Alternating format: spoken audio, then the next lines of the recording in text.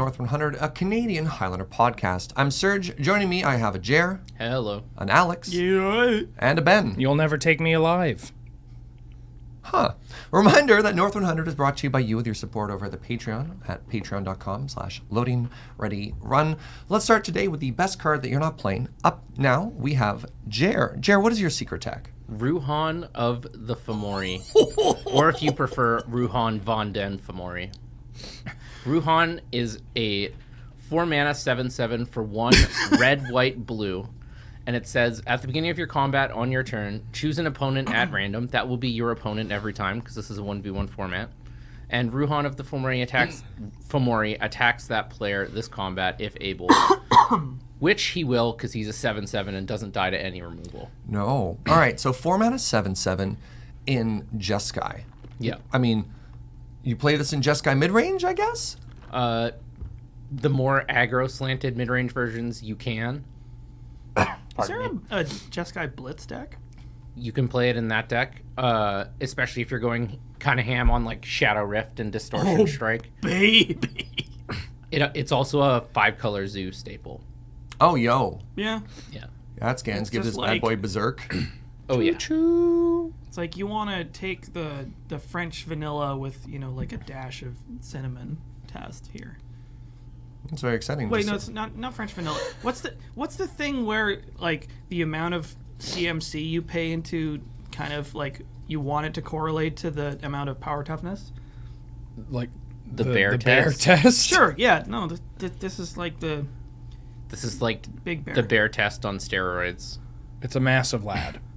The size of him. So it's interesting. Most of the time in the best card you're not playing, we talk about like this card's kind of niche, or it does an interesting effect in this deck. You're like 4-mana 7/7. You're like, Attacks. Oh, the downside Yeah. is it has to attack. Yes, downside. all right. Well, thank And- you for sharing Ruhan. And yeah, it does get to block the first turn you play it. So the turn you play it, it often bricks your opponent's attacks because nothing attacks into a 7/7. It's a Especially warrior. on turn 4. Yeah. And it's a giant, so if you cavern on giant on turn 4 to play this, then you can cavern in your titans later. So, Just saying. hello everybody, and spicy. welcome to a very special episode of North 100, where we came back from Magic Fest Seattle, and the majority of us have the con crud. You can hear it in our voices. I didn't go. Why'd you cough? Just regular old-fashioned plague. Oh, good.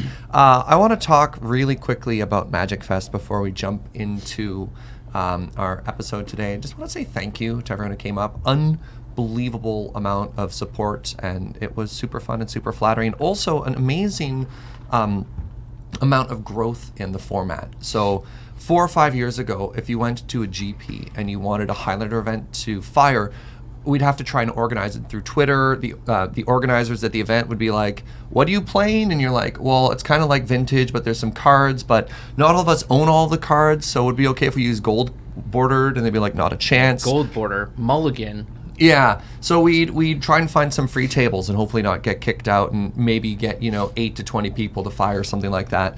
Then in 2016 at GP Vancouver, we actually got the first ever sanctioned event to fire. At GP Vancouver 2018 at December, we had 60 people in a Highlander there. And then at Magic Fest Seattle this weekend, we had events on the Thursday, the Friday, and the Saturday, all well attended. And then due to popular demand, there was an additional event added on Sunday. So we go from having something that we could not even get to fire at all to now having at a massive, massive convention, a Highlander event every day. And I mean, thank you everybody for caring enough about this format to let it grow like that. I was talking to Dennis from CFB, and even like Barcelona, they have Highlander events now. Not even North America, all over the world. I love this. Thank you. Excuse me.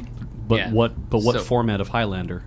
Oh, Canadian. Still the Canadian one. Really? Yeah. Because apparently there's Australian, I heard. There's a German format. Yeah. We're worldwide, Beach. One of my favorite comments as we were traveling to Seattle, Beach is like, do they still call a Canadian Highlander in America? And yes, they do. All right, let's talk about pardon me, let's talk about today's theme.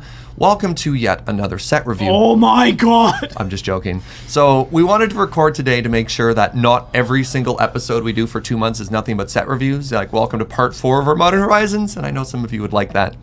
So today we're going to be talking about misconceptions in the format. A lot of people ask us questions, and we figure this is a good way to sort of address not quite an FAQ style, but sort of things that, like, mistakes, misunderstandings, or misassumptions that people have, misconceptions about the format. Here's a great example. Do you have to play all 10 points in a Highlander deck? Maximum 10. Or sorry, yeah. A lot of people are up there, and there's this idea that because the cards are pointed, because the cards are powerful, if you're not using all 10, you are doing your deck a disservice. Let's talk about that. I'll talk a bit about the theory of the points list to get us started. So the points are evaluated based on the deck they are strongest in and the capabilities they have in those decks. That just because Poor Jer. I'm dying over here. Just because natural order is 4 points because of hoof, because they can kill you on turn 3, doesn't mean natural order to go get like Rurik Thar in a non-Crater Hoof deck or Archon of Valor's Reach in a green-white deck. It's probably not worth 4 points in that deck, but Sure. we have to evaluate it based on its maximum potential in the best deck it's playable in. Demonic Tutor very often will just find a land. Yeah. It's a thing that you do. You don't have to feel bad about it. It's one of the strengths of the card is being able to find something to let you do other things or to find that thing you want to do. You can't really grade it on the fact that it just finds a land half the time or whatever it may be, though, because sometimes it finds Black Lotus, sometimes it finds Yawgmoth's Swill. Other times it finds swamp. Yeah, exactly. And that's fine. One of my favorite examples of do you have to play all 10 points was when Tim, the Goblin King, was crushing everybody with 0-point goblins, and the community was in a state of panic because they're like, how do we beat this deck? Do we just start pointing random cards in it to try and bring it down? They did. Yeah. It wasn't good. No. You say this as though it's favorite, as if this isn't like the most frustrating point, one of the most frustrating points in the history of our format. Well, elaborate I on that literally points stopped list. playing for 9 months. Wow. Because you couldn't beat goblins, or because the community? No, because the community was... Just sleeve up Jeskai, dude. It's Yeah, free. yeah. So let's talk about that really quick. How do you? Why did people want there to be points, and what did the community actually do to beat this deck? Because this, I think, is important for points. The problem is, especially back then, even more so than now, is people refused to adapt to a deck that was winning. Their reaction was always like, "Oh, this deck's winning. We should add more points to it," as opposed to, like, I don't know, maybe play like a Forked Bolt Pyroclasm, or an yeah. Arc Trail, or God forbid a Pyroclasm Surge. That card's dead in like half your matchups. Or just more creatures, more basics. Yeah. Anything to fight the board, anything to stop them from doing a thing. Kitchen Finks. There's this sense of a format needing to do a lot of the work for you, as opposed to you doing work with the format. Well, it's Ask like, not what your format can do for you. Ask what you can do to stop dying to goblins in your format. because we're a format with no sideboard, the onus is extra on you to meta against the threats that you know exist. Yeah. Like, your deck has to adapt to them. You can't just stubbornly keep playing the same 100 cards and be like, I keep losing to this thing. It should be changed. I want to come back to that point. That's literally the next point we're going to talk about. Yeah. So why do you think people feel like they have to jam points into their deck? And maybe it's a mistake on. Oftentimes, when you talk to somebody like, "Hey, what are you playing?" You're like, "Blue-white. What are your points?" That's like the immediate follow-up question. And I think a lot of people want to define their deck by the pointed cards that are in it. Well, when you're playing blue, it's a little different because there's so many powerful blue 1-point cards that it's very rare you're going to see an optimal blue deck with less than 10 points because there's like 5 quite powerful blue 1-pointed cards. But if you're playing a non-blue deck, I've ended up at 9 points a bunch recently and not elected to not add a 1-point card. Yeah. Because I think would make my deck worse. If you go to an all-you-can-eat buffet and you get one plate of food and then you're done, people will look at you weird, right? It's or people that you're with. I mean, realistically, You're leaving value on the table, Wheeler. exactly, but that's not it. Why? Like, if you only need 9 points, don't feel like you have to add Mana Vault to your deck or Mind Twist, I mean, or like, whatever it may be. Balance. That's what I see Yeah. a lot. People just like jam in balance in aggro decks, and they're like, What? No, but I'll get Wrathed, and then I'll get them. And I'm like, No. But then you're top decking against a blue deck. Wow. Yeah. No, I mean, it's like I'm working on a deck right now that the points are probably going to be like Sol Ring, Mox, and I could play Imperial Seal, but Nope. All right, well, then let's move on to our next topic, which Adam sort of jumped. Adam isn't even in the room. there's no Adam in this That- podcast, Serge. That Alex sort of touched on briefly, which was... Did I say Adam again? No, you said Alex. Then why are you mad at me? I don't know. Oh, no reason. Okay. Your deck doesn't need to have an answer for everything, which is what a lot of people think of. You're like, well, I'm playing RDW, but I've got these graveyard hate cards. Because what if I come up against Reanimator? I mean, anybody else have examples from that? Which is, do you need to have answers? No. What is your deck doing? If I may, Yeah. sometimes the way that I think about this is every deck has what I call occupational hazards, which is like there's some matchups that you just lose to, and any amount of shoring up on that is going to make your matchup against other decks much worse. And so it's just not worth it. You should just accept that it's like, I fold to this strategy. I can maybe like spec into making my like decent matchups even more unlosable, and just play the numbers. Like, no deck can beat everything, even like middle of the road. Wow, Jared's like, oh. Both Ben and I immediately Okay, thought well, of this is Jeskai like mid-range. I was just gonna say that Wow. like mid-range, middle of the road decks are like they're what, like You can have a favorable matchup against most things. 60-40s kind of. For which? Sorry.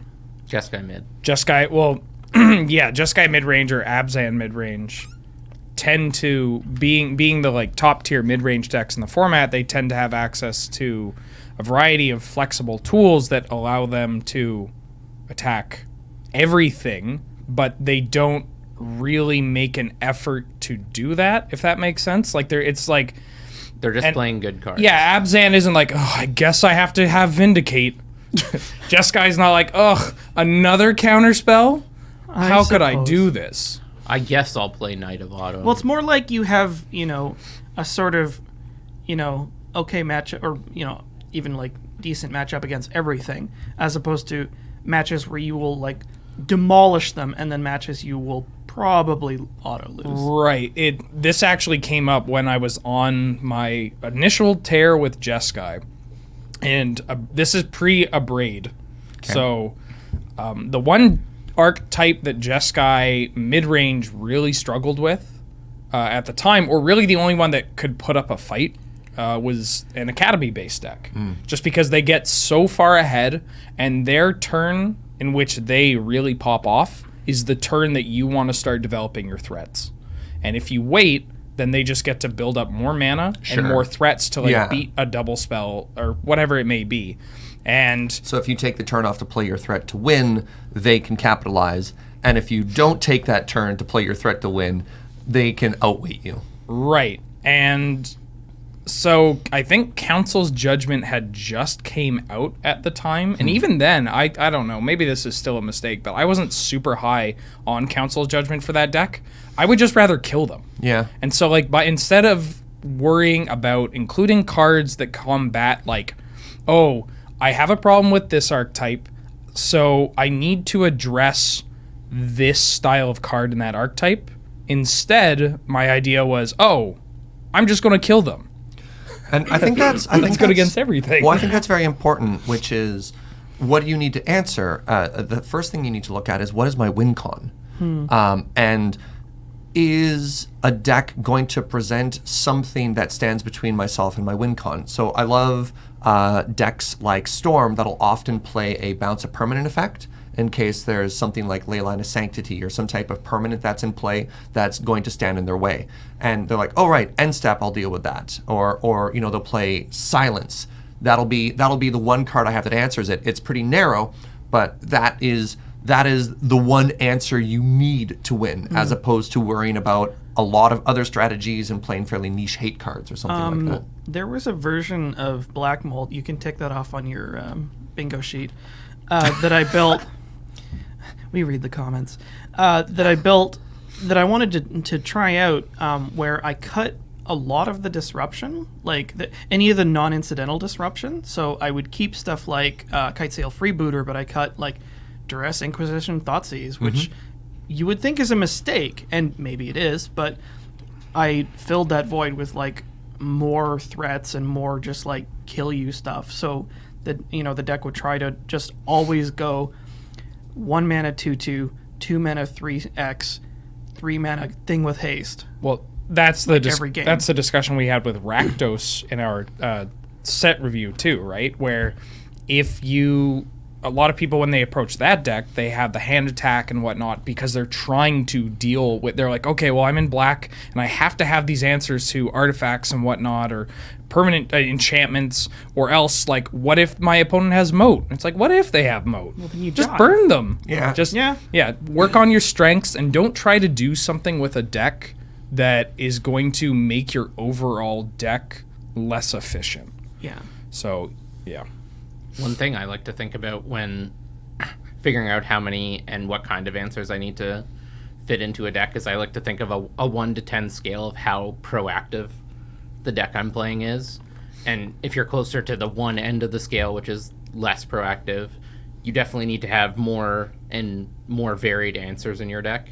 Like if you're like a pure control deck, you need to be able to answer whatever your opponent's doing, because you're not going to be proactive enough to win the game before they do their thing. But if you're closer to the 10 end of the scale, like typically these are combo decks, or like the most linear of aggro decks. Yeah, like mono red doesn't really play answers to anything.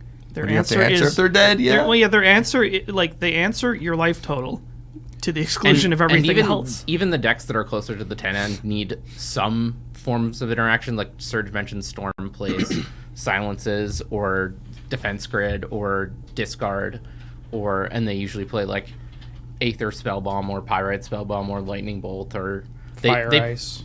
Yeah, they play a few things, but they're more incidental rather than like Wrath of God, where it has one mode, it is kill creatures. Yeah. It's not going to do anything if your opponent does not have creatures, but like worst case, ice taps your opponent's land and you draw a card. This is the reason I love Collective Brutality, is it's really flexible. Yeah. Because you're just like, kill a creature, peek their hand, or just kill them. And so the decks closer to the one end have to play cards that only answer things, because you need a bunch of them and they need to be good. But the decks closer to the 10 end of the scale can play just the versatile ones. Brutality and the red deck also really push something that we try to push here, in that it's like having that your answer effectively attached to something that you also can turn sideways or use proactively. Basically just being proactive is often one of the best ways of getting around needing to answer things, is instead putting the emphasis on your opponent to be the one that has to do the answer. Sure, seize the initiative. Yeah, exactly. This is something that's interesting. A lot of our answers, a lot of what we've talked about here for this question went around deck construction. But I think an interesting way in this discussion too is, even in play, do you need to answer everything? And earlier on in my Magic career, I was having a hard time learning how to play control. And you were like, this is supposed to be a really good archetype. This is supposed to be a very powerful archetype, but I've run out of counterspells and my opponents are killing me. What's happening there? And one of the it may have even been you like 8 years ago.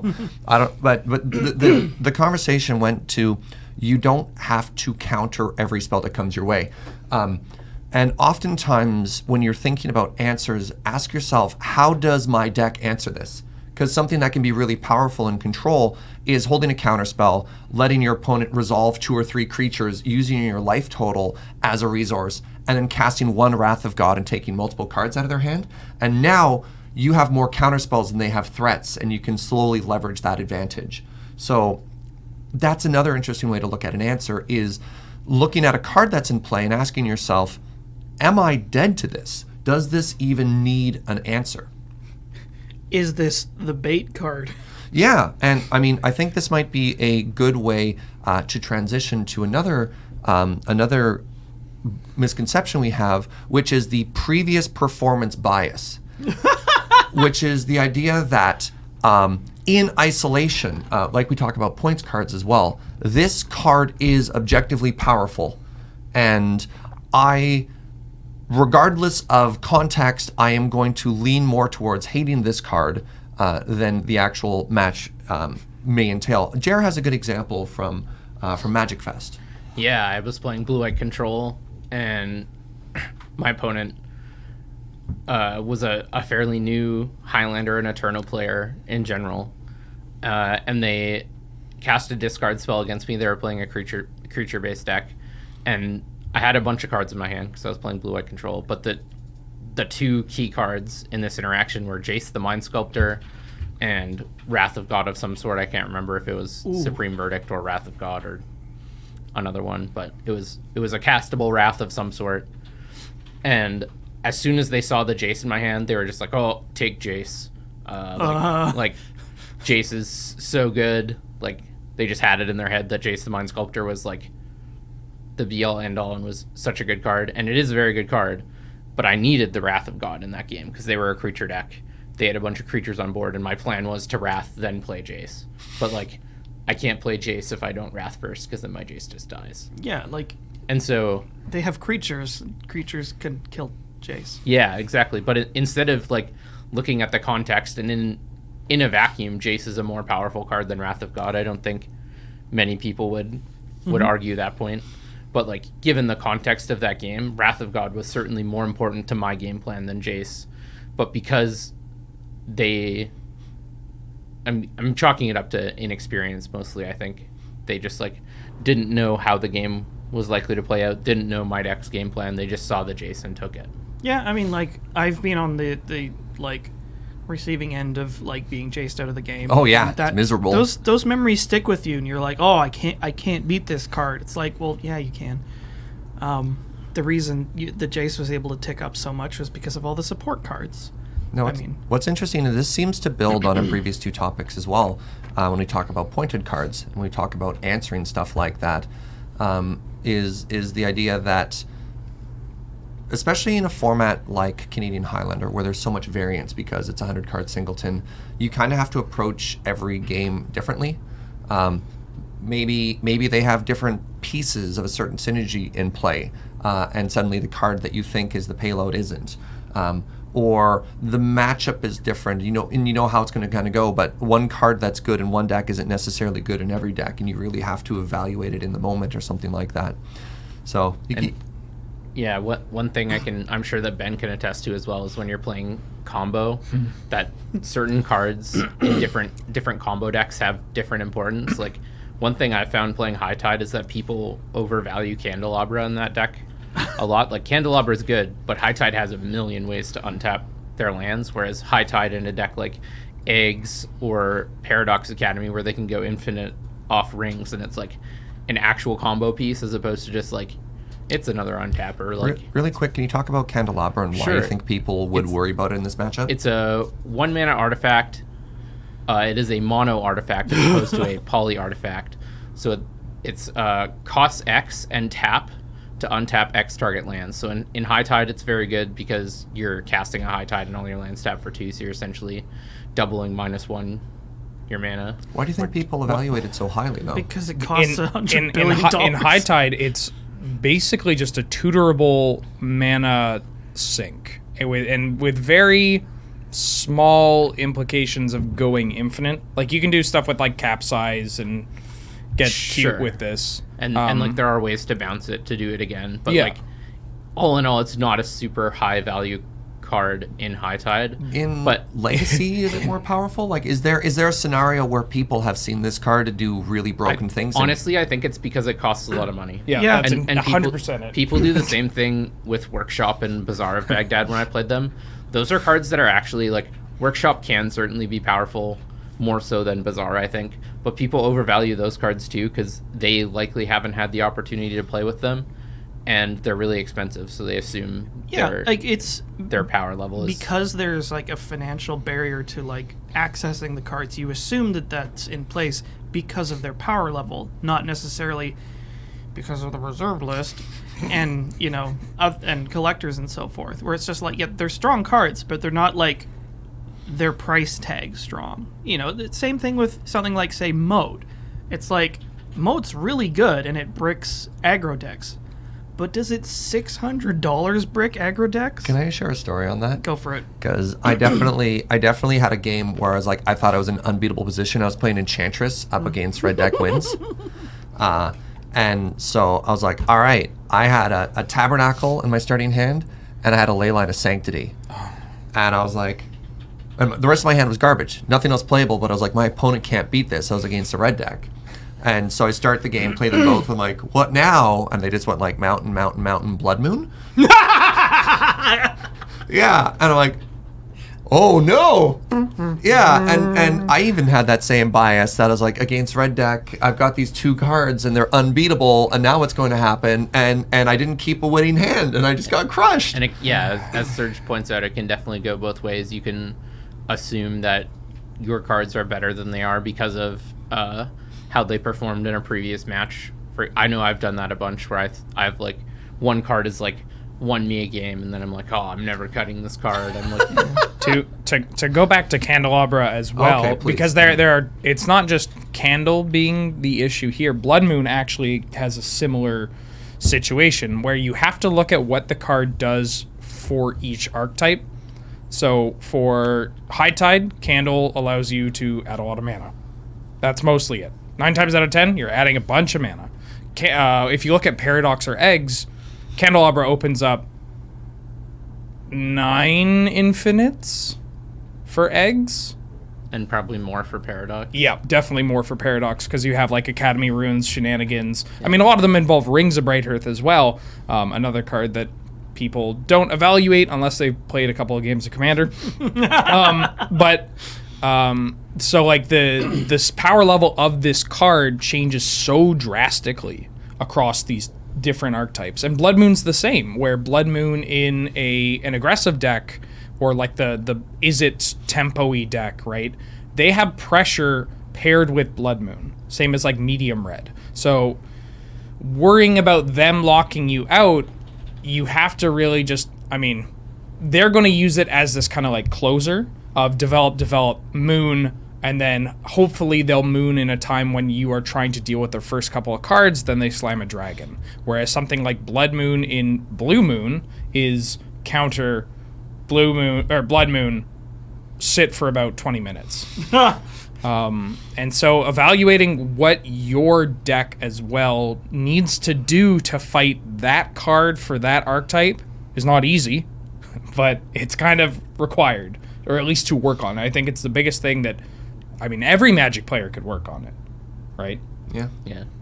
Also, something that Ben lightly touched on is I think a lot of people in whatever format they predominantly play have biases towards cards that are good in other formats. Like I know a lot of our local Highlander players assume most standard cards are bad in Highlander, and I was guilty of that for a while. We'll wait the 2 years until they rotate. Yeah. Wow, this card is so good. Why hasn't anyone been playing it? And it's just like, well, Ben and I look at each other and like, we have. You laugh and you're like, this is good, but it's not $45 good. I'm gonna wait 2 years and buy it for $6, and then you're just like getting crushed by it.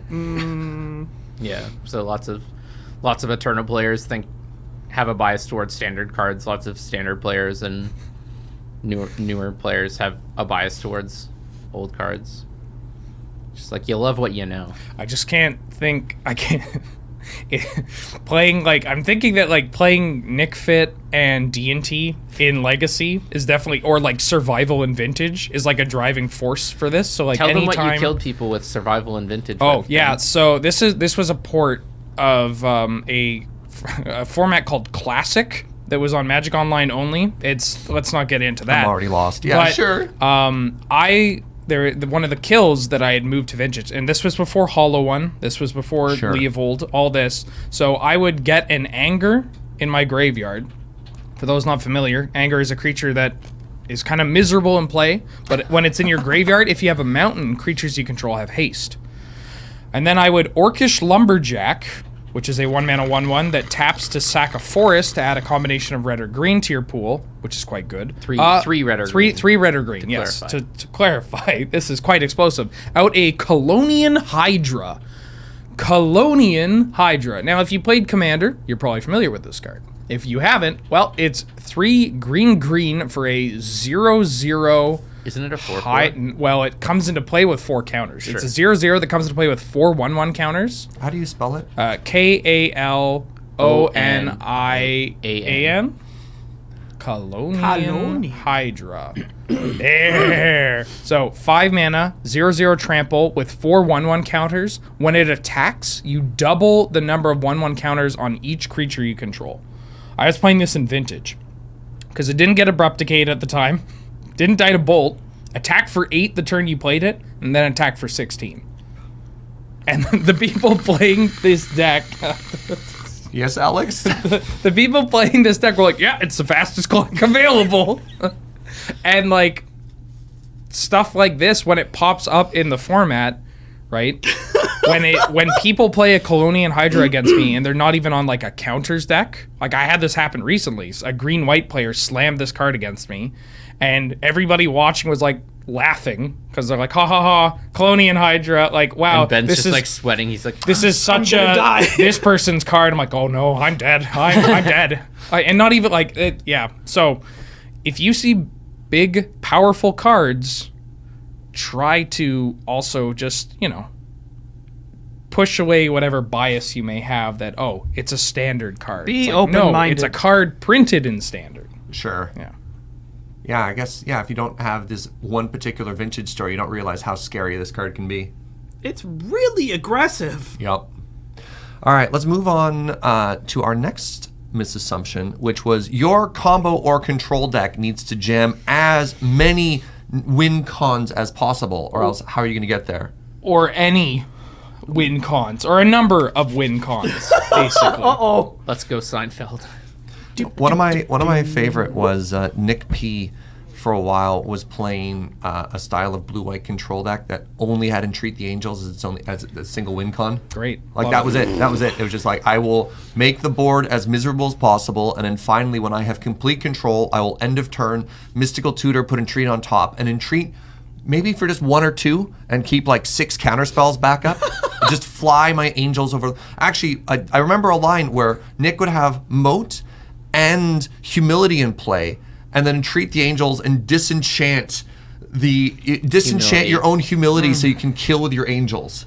My brain Right? hurts. It's very similar, and I've touched on this before, where when decks like that start winning, realistically the game is over before you know it. Oh yeah. And so it's like when we talked about the like rug taking turns deck, or the blue-red big gay electric Prince Moon, it's just like people are like, oh, this, like looking at these lists, it's like, oh cool, well how do you win? It's like, what? You take 20 turns. At that point, I've already and then won. what? And then what? It's like, well, you play a Snapcaster Mage. And you hit them 10 times. It's you don't need a lot, because once you start popping off, if you're a certain archetype, it doesn't take much, right? Blue Moon can kill you with a Baral. Blue-White can kill you with just, oh, by the way, end of turn, I'll make 1,000,000 Angels, and you have nothing to do, and then I'll kill you. And Storm is a great example, too, right? Storm is one of the more extreme examples, because literally the only way you're killing your opponent is with one card in your deck, a Tendrils of Agony. I mean, it's a goddamn good way to kill someone. I mean, that's why people were playing Extract for a while, which, Yeah. I mean, You that's- say people, it was literally only 2. oh, Ever. and like, this is the extreme, or one of the extremes of only playing a single card to kill them. But because when you pop off, it's so calculated and so efficient, and the way that you kill them is so efficient and consistent and difficult to interact with. It's why this card has persisted across every well, it wasn't in standard. Well, I mean, it was, but who am I kidding? Every format that it's been legal in, next to like Chromox or Dark Ritual or whatever, because it's just so sleek. You don't need to add, God, it pains me to say it. You don't need to add Bomberman to your deck to make it better. Or empty. You don't need to empty. God, oh, this hurts. You don't need to Grape Shot. Nope, you don't need to. Shot's just not good. Are you okay? Oh, I'm fine. Yeah. you don't seem fine. Now I'm going to call you out, but what about Garbage Platter, Mr. Wheeler? So That's different. this is totally different because it's So for context, Garbage Platter is a combo deck that plays every single A plus B combo. yeah, everything. And well, not A plus B in the sense of like Painter Servant Grindstone. Sure. You're effectively this large web of intertwining combos that has some of the most gross looking hands aesthetically. As in, your converted mana cost is about 40, but you get to turn 2 of them, so who cares? It's like 0, 1, 1, 1, 7, 14. 9, 15, yeah. What is this? But for that style of deck really it functions off of that. That's the whole reason. The whole reason that deck exists is because you crank Synergy soup. Yeah, you crank the win con lever from like Storm and the big gay electric moon prince all the way over to like I don't even care anymore. Whee! And honestly, somewhere in the middle there's eggs, right? And there's Paradox. You have these decks that have so many intertwining combos, they just look less heinous. Like, it's less Gristlebrand, Emrakul, Trench George, more Urza, Pyrite, Spellbomb, Salvagers. Jared, when you're looking at control, let's talk about win cons. Like, how are you evaluating stuff? Depends a lot on the deck. Like, I'll talk about blue-white briefly because that's the deck I had built this last weekend. A lot of the cards you're playing that can win you the game sort of win you the game incidentally. Like, I don't count Jace the Mind Sculptor as a win condition. I count it as like a value engine. Like, you brainstorm 20 times and then you might start upticking eventually when you're like, all right, I guess I haven't found my entreat yet. Or like, yeah, you discarded your entreat to hand size like 5 turns earlier and you're like, I got a Jace, I don't need this entreat. But yeah, cards like Torrential Gear Hulk have really helped with this because it doubles as another value card that also can actually win you the game, like a 5/6 body in a control deck. It's really easy to clear the way or just like make combat good for a 5/6, especially with Flash, where you often get to kill a reasonable sized creature just by blocking. Jared, do you still play Consecrated Sphinx, or is that sort of Nope. being obsolete? Not in blue. But that was the same idea, right? Some people still play it in Blue Moon. I think it's more reasonable in that deck where you don't have the white finishers. Like, Entreat the Angels is the best control win con in my opinion, just because it's so easy to set up. You can use it defensively in combo matchups. You can set it up relatively early to put pressure on them. It's just a very versatile win condition, especially when paired with Mystical Tutor. But yeah, I don't play very many cards that all they do is win the game in control. Basically just Entreat in blue-white. Well, let's go the other direction, which is how many win cons is too many win cons? Like, what does that look like? Well, it depends on your meta and what deck you're exactly playing. Like, if you're playing a deck like Blue Moon that doesn't have access to Wraths, or reliable routes, you're forced to play more win conditions because it's easier to go over the top of you. And it seems silly because it's literally called a win condition. Having more should be better, right? Like, I have added more ways to win to my deck. Why are we saying that's bad? Well, maybe that's a misnomer then, because win... Go ahead. No. How much edge of your sword do you need versus the rest of the blade? Yeah. Eh? Yeah. Huh? Well, win conditions are, I think, misnomered because as Ben has mentioned throughout this section, you can win with a sack of potatoes if your deck is set up well enough. And I will. It's not a magic card at all. But decks that Treat for 4. aren't set up to do that often need to play a card that will win the game by itself in a wide variety of scenarios, which usually means it costs a bunch of mana. And if you put a bunch of cards that cost a bunch of mana in your deck, and often they are sorcery speed, you open yourself up to... Blow up potential. would it things maybe be that- more accurate to call them like finishers? That's probably a better word for what we're talking about, at least. And I think that's only appropriate in combo and control, because in an aggro deck, Sure. you know, every one of your low aggressive threats is air quotes your win con. You know, you're identifying the way that your deck is trying to win the game. This might be just more appropriate for control and combo. I'd say control, combo, and then maybe dipping into like not traditional mid range, Oh, but a like mid-range that might be playing, like, some- engine based okay, decks, yeah. where it's just like, I mean, not that this pops up, but it's like, yep, Spore Frog Genesis, like this is how I win the game or whatever it may be, right? Just something. Don't laugh. You did that to me the other day. I know. Yeah. Just something that is so like you'd look at it and you're wondering how does something like this ever win? And maybe this is the worst example because now people are going to start trying to play this and win with it. I lost to this in Modern Horizons Sealed on day one, my first matchup. Ben, it wins by not losing. Yeah, I mean that realistically that's the case, right? Like you can I mean your win condition is effectively tilt or like or as I commented. Look at this grin on Jared's Oh yeah, face. no, it's real. Or like against you, like with eggs. Sometimes if I don't have an infinite, right, and I'm just churning my wheels, then people will be like, "So I'm pretty sure you have it," and I'll be like, "Oh well, I need to keep going. I don't have any," because honestly, I don't have anything deterministic. So I'm like, "No, I need to keep going," and they're like, "How close are you?" I'm like, "Well, I need to keep going." They're like, "All right, let's go to game 2." But oh god, now I lost track of my thought. You're talking about your dating life. Mid-range Winning by synergy tilt. decks. Oh yeah, winning by tilt. Like realistically, like locking someone out of the game, removing their chance to win, also just bumps up what you're capable of winning with, right?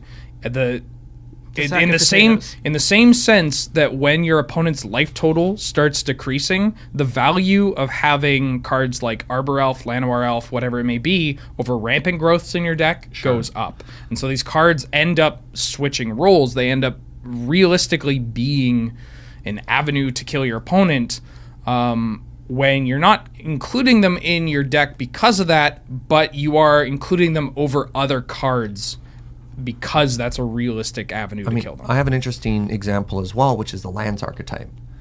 Because when you talk about lands, you're often talking about cards like Fastbond, Crucible, maybe Wasteland, Strip Mine, you know, Light from the Maybe Loam. Wasteland? Sorry. Dig, No. dig. Yeah. But when you describe the archetype, you're often describing a package of cards that accelerate your mana base or restrict your opponent's mana base. And yes, you can win with a strip mine lock. I mean, everyone that's there. But oftentimes when you're building the deck, you're like, how do I win? Yeah. Well, like Strip Mine Lock doesn't actually win at all. No, or sometimes if you don't set it up fast enough, you could destroy all their lands and die to the creatures on board. But when you're talking about a win con, you're like, do I go for Dark Depths Thespian Stage? Is this the type of deck that likes it? Probably. Do I go into red and do I try and Scape Shift Valakut? Do I play something like red enchantment, Seismic Assault? Or do you go, I don't know, some other type of just mid-range? You go Titania and more of a creature-based threat that has a synergy that way. And when is too much, you know, and trying to find that lens. And it comes down to, again, defining your deck. What does it want to do, and how do the cards that I add streamline that strategy? Because if I'm going for the Scape Shift deck, Titania, while good, maybe not included in that one. I actually want to jump in. That could be wrong, but I mean, you're making the face, but I'm trying to give an example of defining the right threat for the right deck. If I'm an Yes. all-in ramp combo deck, maybe I don't allocate slots to creatures. I had a land stack this weekend, and it invariably land stacks have a bunch of ways to go infinite in various ways. So I had Glacial Chasm, Fastbond, Zuran Orb, Crucible if World's Out. Beautiful. So I have infinite life, infinite mana. And then I eventually found a Gitrog monster so I could draw my deck. Yeah. And Nice. when I cracked a fetch land to figure out if I actually wanted to draw my deck, because that's something you should usually do before you draw it. Yeah, you're like, And I didn't if I actually- draw my entire deck, can I win? I didn't actually put in a good way. Like, I cut Seismic Assault for Ayula's Influence because I decided I didn't want both. And I didn't have a good way to, just win the game on the spot. And I actually think that's fine in that deck. You're just, you can win with a sack of potatoes at that point because you can strip mine them forever. Yeah. Yeah. And it just doesn't matter. I just made Merit Lage, put the combo back into play, strip mined all their lands. Yeah, I did want to point out that the determination what your deck wants to do is a choice you make rather than necessarily something that's dictated by the archetype. Ooh, I like Definitely it. It's true. you're like, no, hidden somewhere in it is its true name, Alex. You have to dig it out. But seriously, I think that's an assumption people could Yeah. make, where it's just Yeah. I am playing archetype X. What is the correct thing to be playing? It's like, you can design this deck to be this way or maybe this way. But and pick a path and stick to it. Pick a lane. Yeah. And And it is totally yeah. legitimate to build a deck differently to one you see online or one your friends tell you to play or whatever. Yeah, if you can identify your win con and stick to it, that's how everybody here has invented their pet archetypes. I think we could all say that we've done that to something here.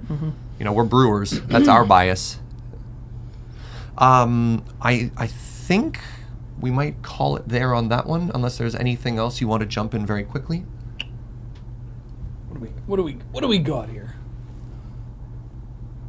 I want to really quickly cover the single color ones. Okay, Yeah, sure. super quickly. So one last misconception that Wheeler would like to cover, which is how much impact land thinning has in a monocolor deck in Singleton. Should you play fetches in White Weenie? well, that's a bit deeper. The answer is than becoming more and more yes, but that. Yeah. Really? So not for the reason we're about to discuss. All right. time and time again, whenever people ask about monocolored or fetches in monocolored decks, one of the snap answers that somebody will give is, "Oh, well, it helps thin the deck, whatever it may be." That is not going to be a thing that will realistically impact the course of the game. What will impact the course of the game, by including 4 to 5 now, thanks to Prismatic Vista, monocolored fetches, is a variety of cards that if you are in a monocolored deck, will probably want to take advantage of having a free shuffle. Or, well, not a free shuffle, but having a very easy to get shuffle. From mono black, having, getting back Bloodghast, putting cards in the graveyard for Deathrite Shaman. In bigger Blue- black decks, you can play Crucible. Yep. Blue being able to brainstorm away threats, play Jace, playing against opposing Jaces. White. If they mind thoughts. No, help me. Fate Seal. Fate seal you, and you're like, leave it on top. You're like, I shuffle. Red has Grim Lavamancer, Barbarian Ring, Searing Blaze. I'm sorry if I'm just shouting out card names, but this is what I'm trying to They say work well with putting is cards that in your library or shuffling. yes, and these are all I believe that my fellow cast members can attest that none of these cards are poo-poo. No. These are all pretty reasonable, good cards, and dare I say, a lot of them are staples. So when you are considering adding fetches to a monocolored deck, the idea that this will help thin out your draws is not one that will really get you anywhere. Instead, focus on, are you playing these cards that interact with land drops, shuffling away permanents, or are you worried about having a mana dork put on top of your deck through unexpectedly absent? Are you worried about your opponent's fate sealing you to death? Whatever it may be. I mean, this is maybe an example why a lot of the monocolored goblin decks I see don't play fetches, because they don't really have any way of exploiting that. Well, and when you get very specifically into archetypes too, like imagine you are a goblin stack, and obviously your individual play will come into this, but nobody's perfect. And let's say you've just resolved your goblin recruiter. And you're like, great, I have my other land in my hand. I get to play through my goblin recruiter stack. It's a Bloodstained Mire. I messed up. Yeah. Or you get strip mined. Yep. After a recruiter stack, and you're like, ooh, it's a Bloodstained Mire.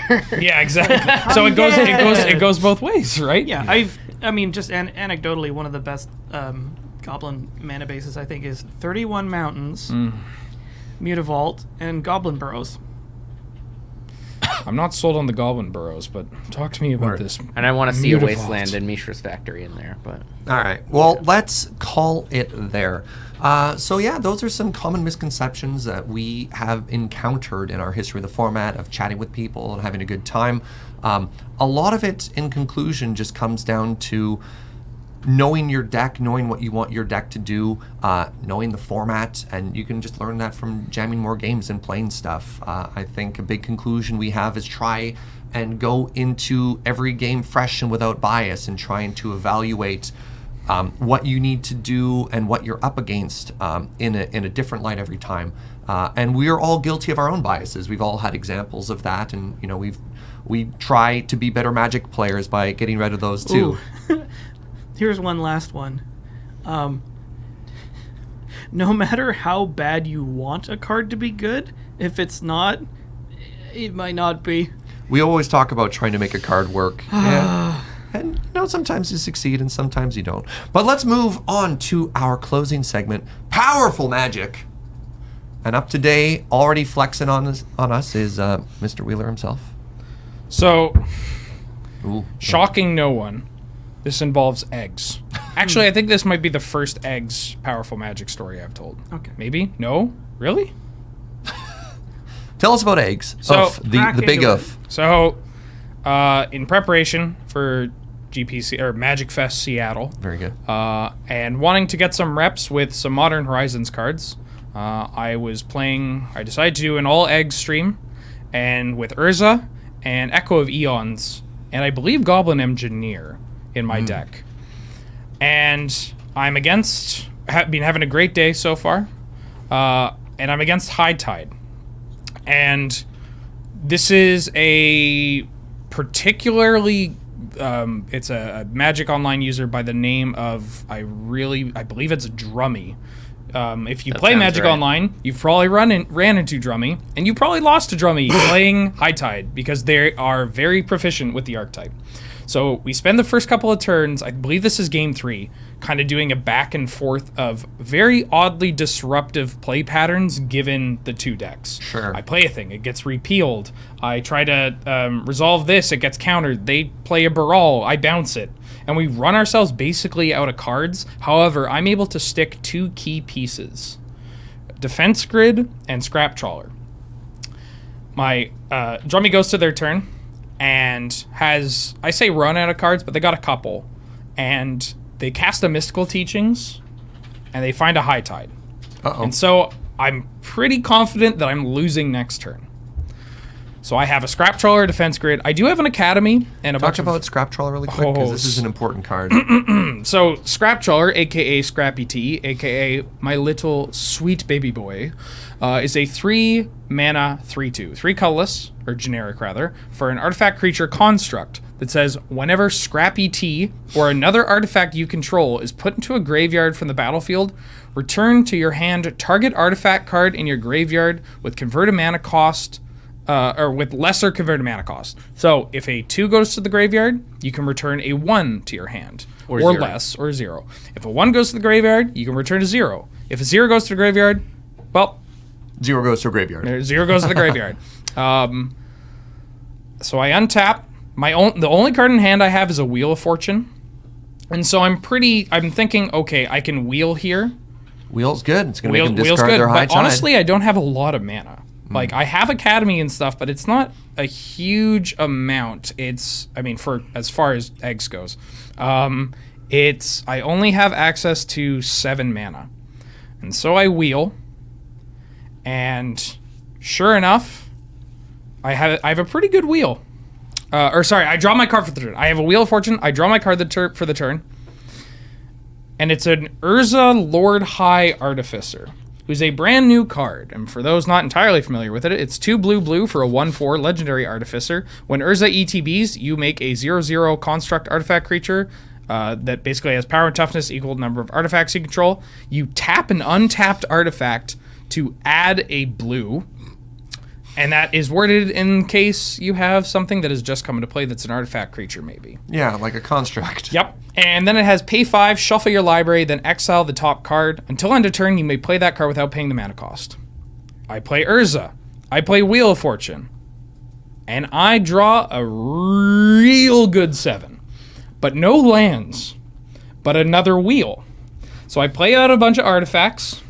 And I also drew importantly, I drew a Black Lotus, and I drew Seems a good.